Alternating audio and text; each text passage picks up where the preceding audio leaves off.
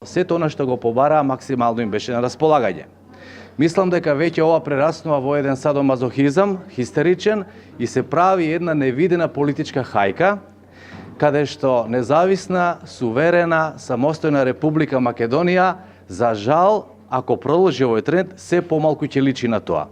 Мислам дека поддршката и ваквиот однос кон релевантните институции, кон функционерите, кон сето она што го правиме ние, само е еден директен обид и атак да се наруши суверенитетот, самостојноста на Република Македонија, затоа што на ваков начин се рушат институциите кои што државата ги има.